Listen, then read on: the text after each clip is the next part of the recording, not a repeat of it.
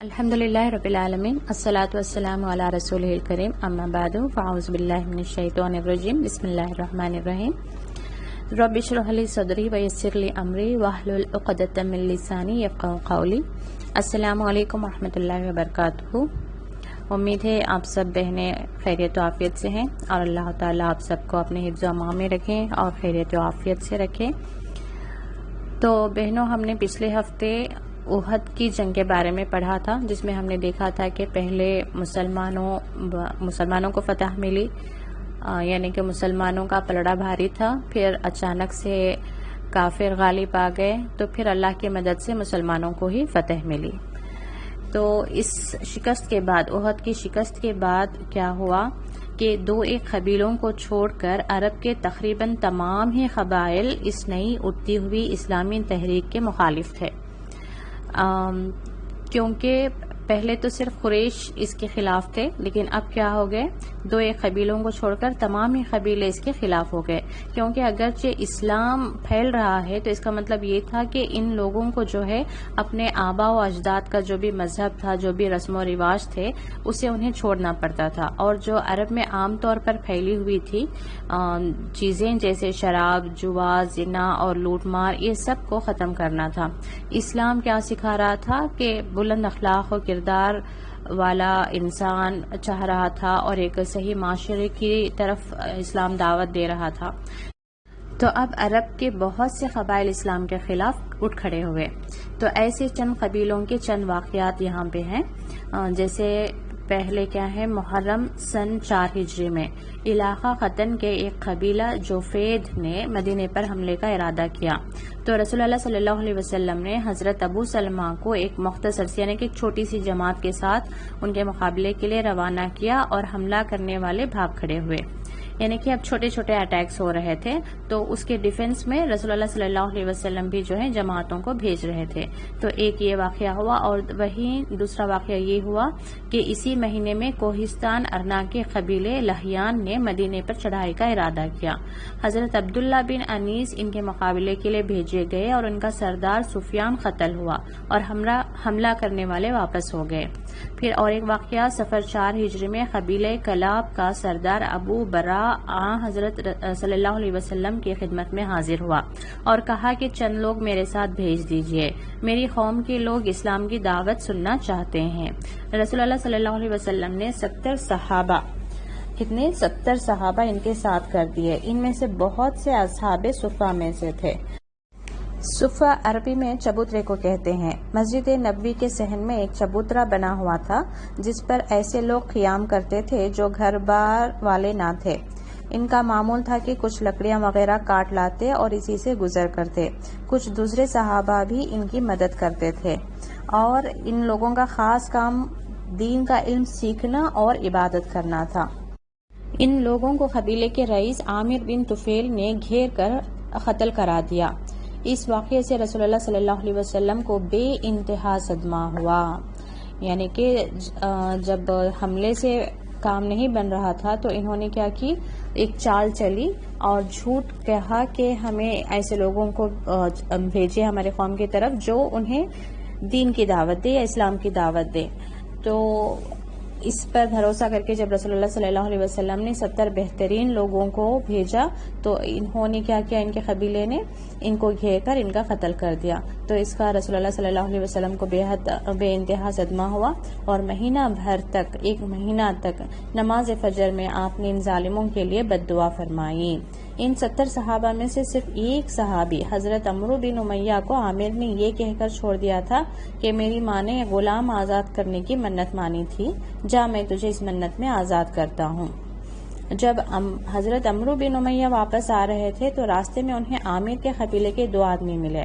آپ نے انہیں قتل کر دیا اور یہ سمجھے کہ ہم نے قبیلے عامر کے لوگوں کی بے وفائی کا کچھ تو بدلہ لے لیا۔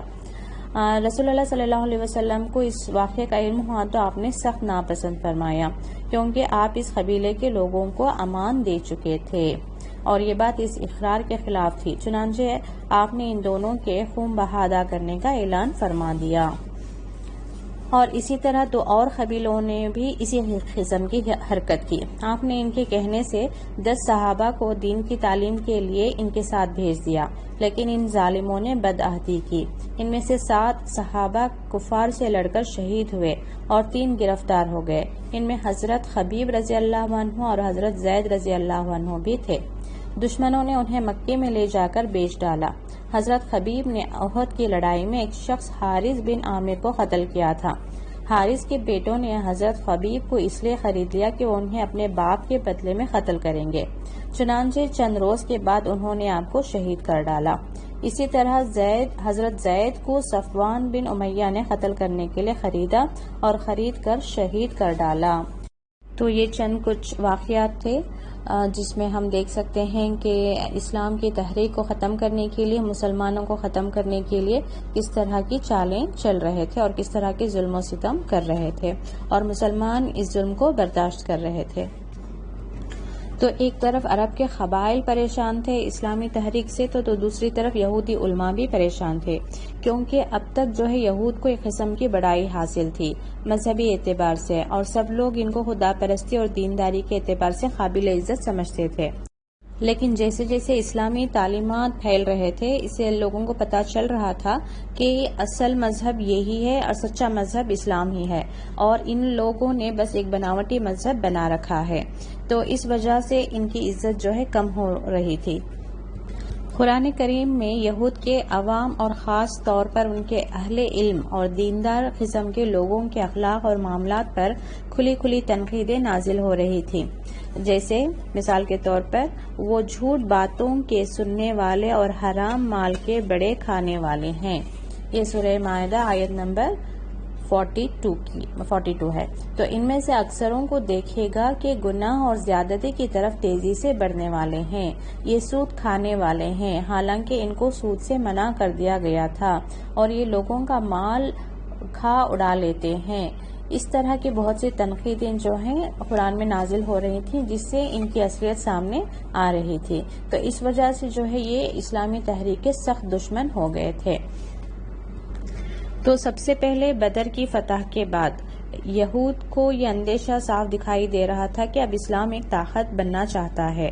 چنانچہ بدر کی لڑائی کے فوراً بعد ہی شوال 2 ہجری میں یہود کے قبیلے بنی قینقاع انہوں نے مسلمانوں کے خلاف لڑائی کا اعلان کر دیا اور رسول اللہ صلی اللہ علیہ وسلم سے جو معاہدہ کیا تھا اس کو توڑ ڈالا۔ اس جنگ کا فوری سبب یہ ہوا کہ ایک یہودی نے ایک مسلمان خاتون کی بے حرمتی کی۔ ان کے شوہر نے بے تاب ہو کر ایک یہودی کو مار ڈالا۔ اس پر یہودیوں نے اس مسلمان کو قتل کر دیا۔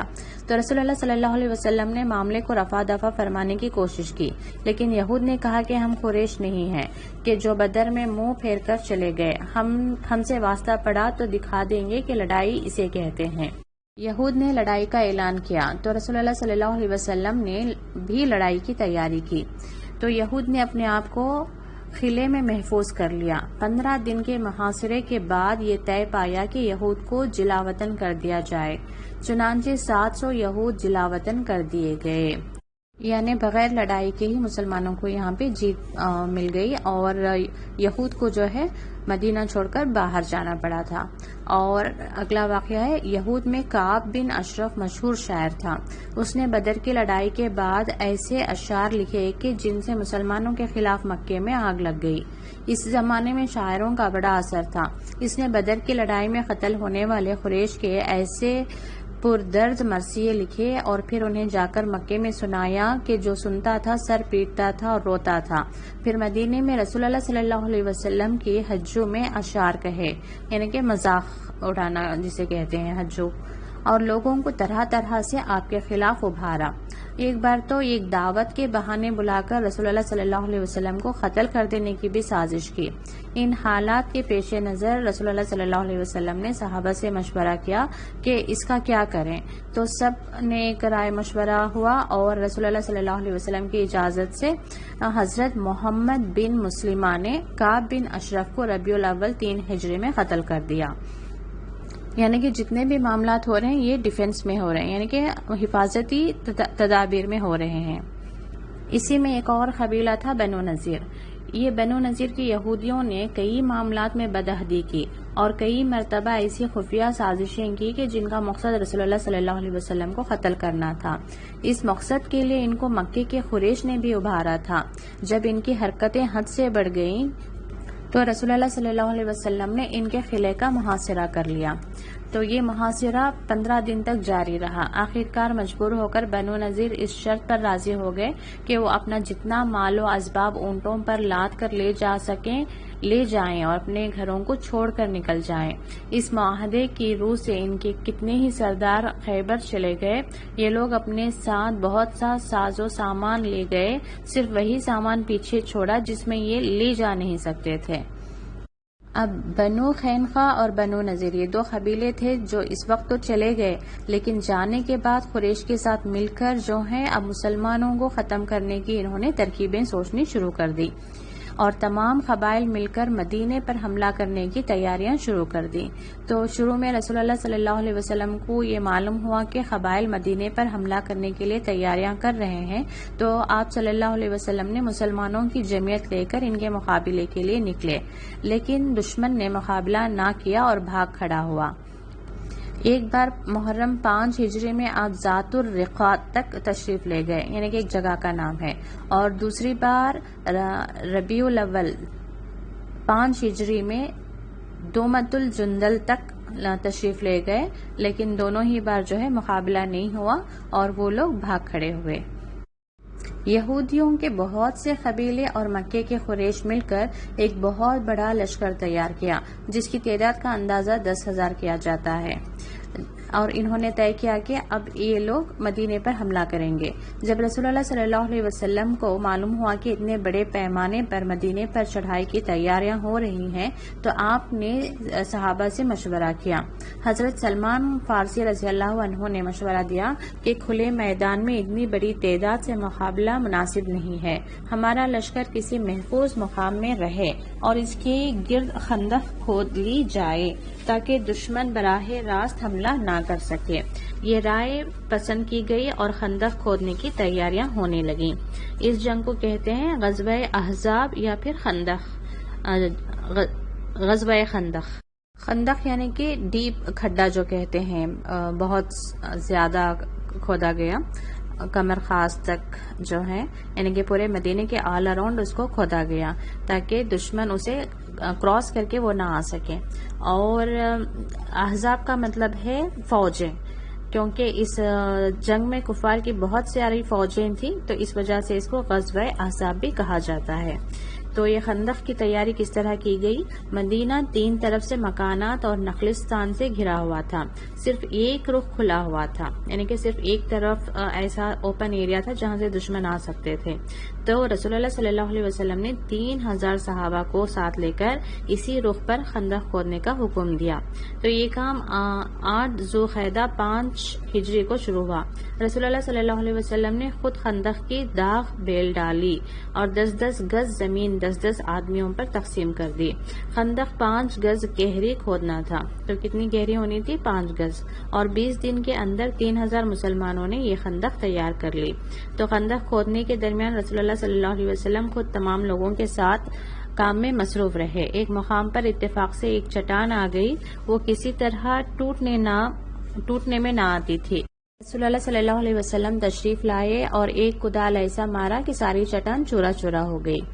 یہ واقعی نبی کریم صلی اللہ علیہ وسلم کے معجزات میں سے ایک معجزہ ہے۔ کفار کے لشکر 3 حصوں میں تقسیم ہو کر مدینے پر 3 طرف سے حملہ کیا۔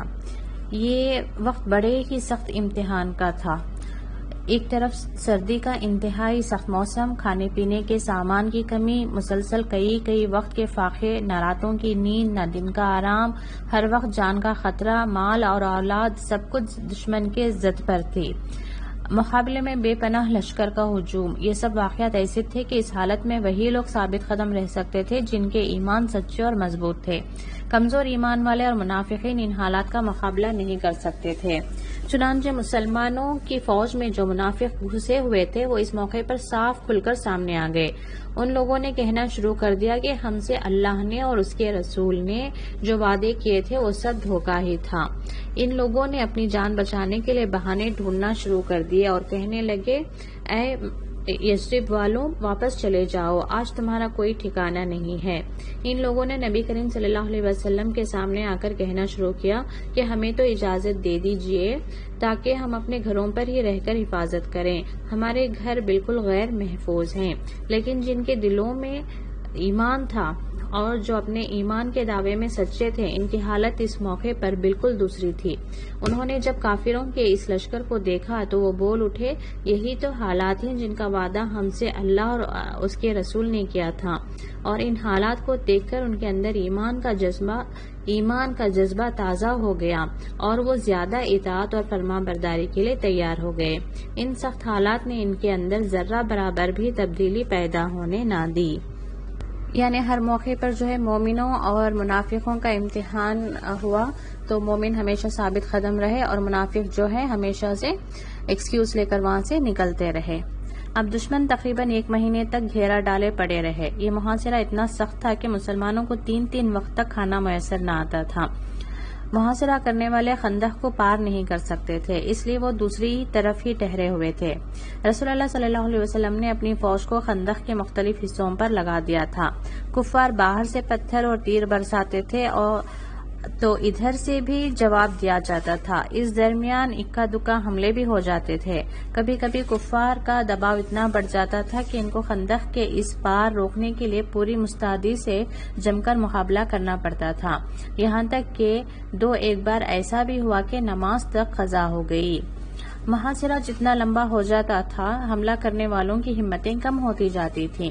10,000 آدمیوں کے کھانے پینے کا انتظام کرنا کوئی آسان کام نہ تھا، یعنی کہ جو دوسری فوج اس طرف تھی، حالانکہ محاصرہ تو کیا ہوا تھا لیکن اب کیا ہے، ان کے پاس بھی جو ہے چیلنجز انہیں فیس کرنا پڑ رہا تھا کہ ان کے آدمیوں کو کھانے پینے کا انتظام کرنا مشکل ہو رہا تھا، پھر انتہائی سردی، اور اسی دوران ایک بار ایسی سخت طوفانی ہوا چلی کہ کافروں کے خیمے اکھڑ گئے، ساری فوج تتر بتر ہو گئی۔